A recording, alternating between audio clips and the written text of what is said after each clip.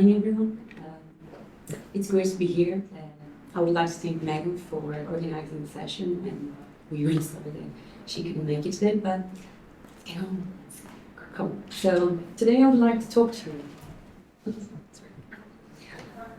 I would like to talk to you about our purpose in digital archaeology and digital bioarchaeology and the ethical sharing of the 3D imaging of the human remains online.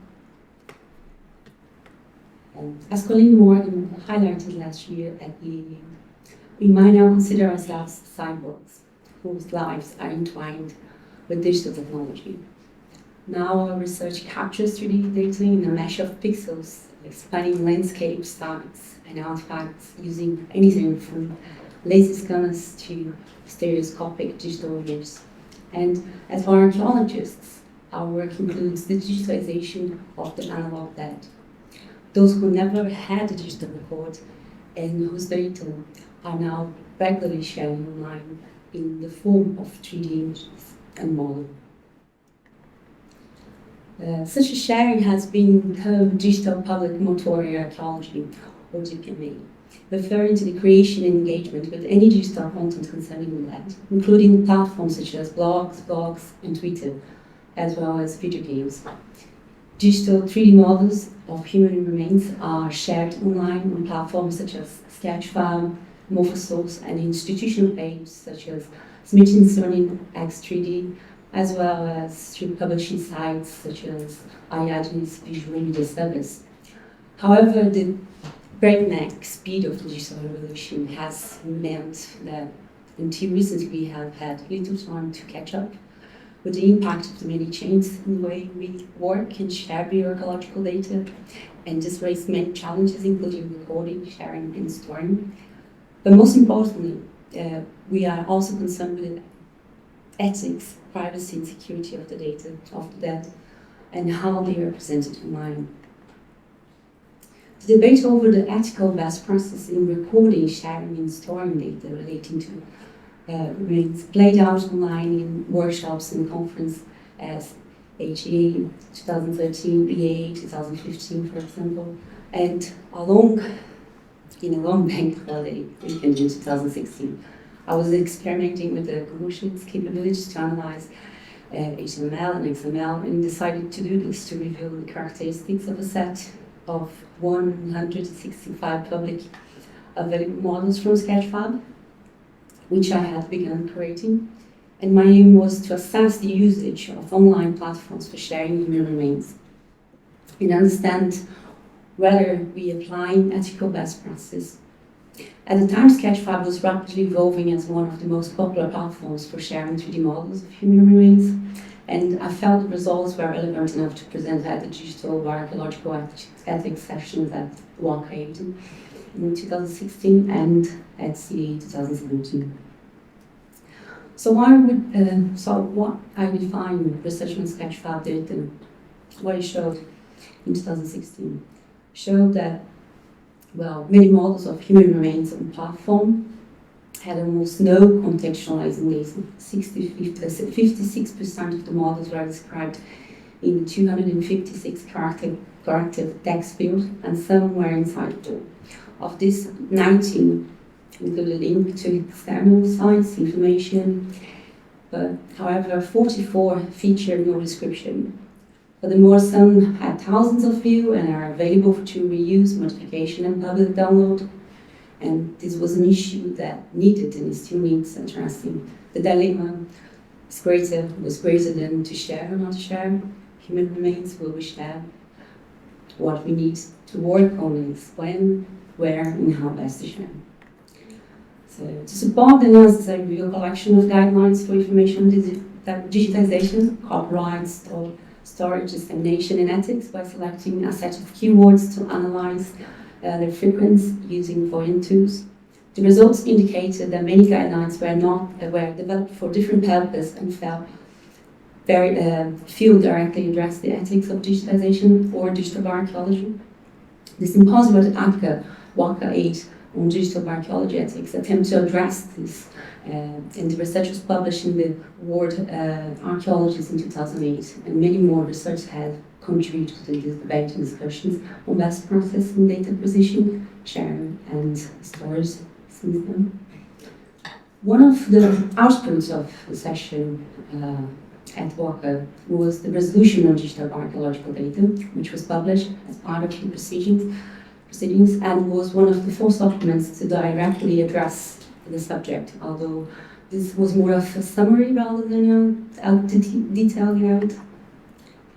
However, through the literature on digital ethics, visual media and museums and studies, one of the most important aspects which we must address is the requirement for consent from affected communities. Consent is not always straightforward when the subject are there. For museum displays, our parent outlined in 2011 how contextualization becomes even more important in those situations. Display of material lacking consent should be well contextualized and attempt to trace or account the lack of tracing of consent. With these guidelines in mind, digital bioarchaeologists should aim to capture site provenance and specific bioarchaeological information as metadata whenever the human remains are digitalized and shared. To address this issue around sharing and particularly contextualization, I elaborate a matrix to assessment of how and when digital representations of the dead might be displayed online. The variables for assessment fall in two broad categories. Firstly, as we can see, situational variables, which include consultation, local legislation, and contextual discretion. In the other axis are nature-related variables, the identification and state of the individual, circumstance, and time since death. This was also published with WACA 8 outputs as a guide to support the ethical creation of digital archaeological data.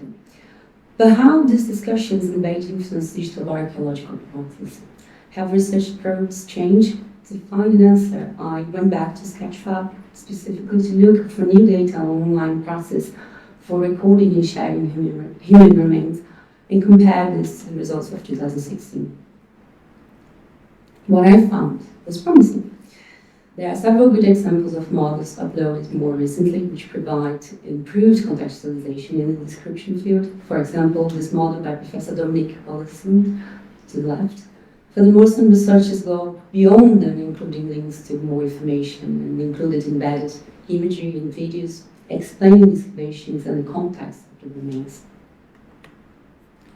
In this example from Ticket Ventures, we also see more warning around the fact that the human remains are displayed, although the model has to be open to see it, which indicates the researchers are more frequently considering the fact of sharing the information online.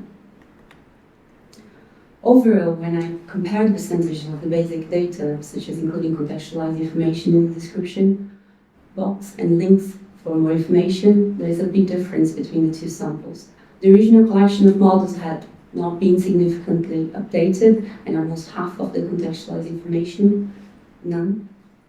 On the other hand, many of the new models which were randomly sampled have more links to other information and much more description of what the remains are, where they're coming from, and where they are posted.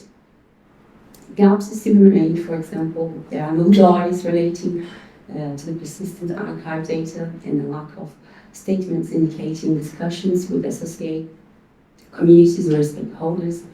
But at least there is some more contextualized information being provided on a more regular basis.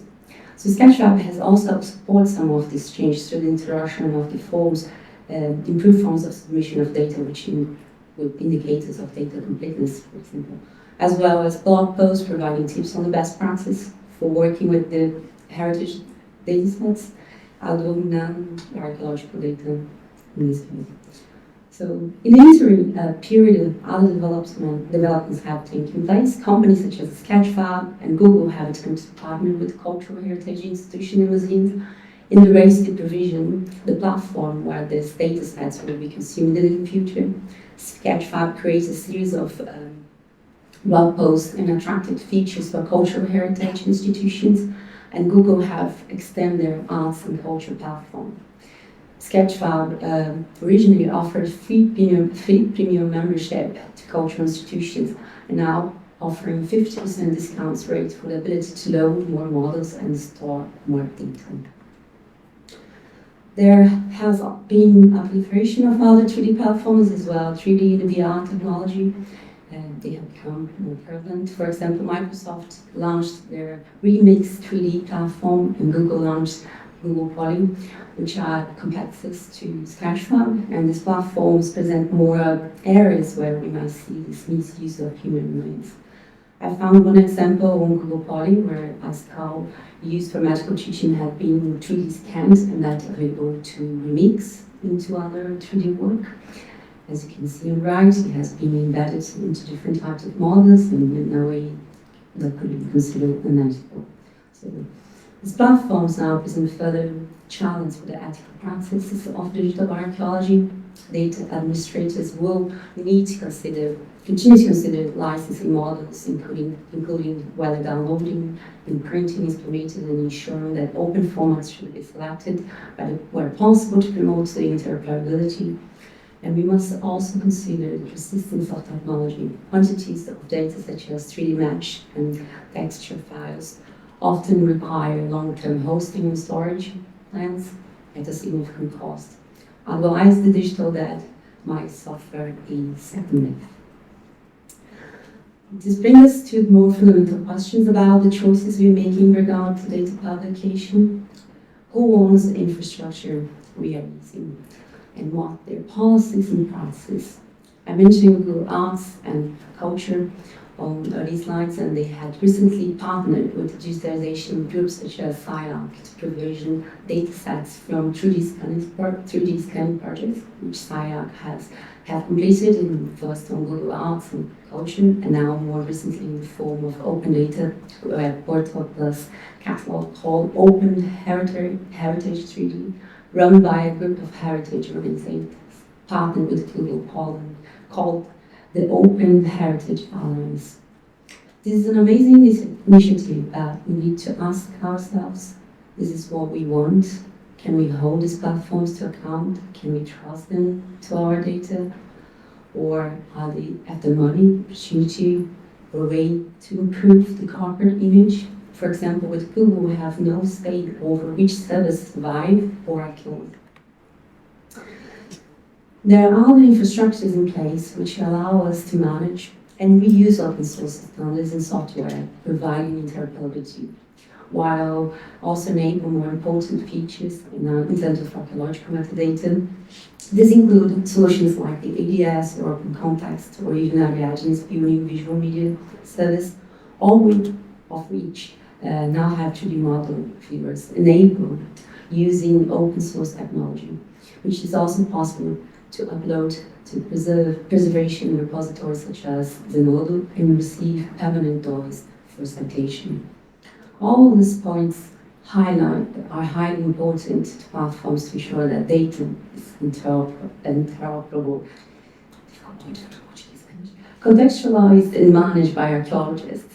However, beyond these points, we also need to understand the objectives of each project and how the funding model might have an influence on remains, how they are shared, how the remains are shared. So for example here, research-led excavations are often funded by academic research projects and might have a clear research output and guidelines for documentation and analysis. Developer-led project might or might not, as many remain in the grey literature, although these are notable examples such as the Must Farm project, which did a fantastic job with the digitization and outreach. Now there is a third type of project, crowd-funded initiatives which are selling experienced consumers. We must therefore consider the impact of these consumers, their expectations of the excavation experience, and the implications they have for ethical use of imagery digitization on archaeological sites. So, in summary, from this small survey of data in review of the development in the recent 3 years, it appears that we are making progress, which is good, getting better at managing these issues, and we are still, of course, we still have room to improve. And the digitization of the analog data, it's vital for greater reflexivity in bioarchaeological fieldwork, enriching post-excavation analysis and offering more opportunities to immersive and interactive engagement. but we must strive for more strategically planned integrated approach, conducting in a manner sympathetic to the feelings of the deceased and the communities involved. To come to conclusions on acceptable use, the engagement of all the stakeholders in the decision is ideal but complicated. Our next steps towards a more ethical digital archaeology must be to continue to raise awareness of those issues and more closely engage local communities in our project. Thanks for listening.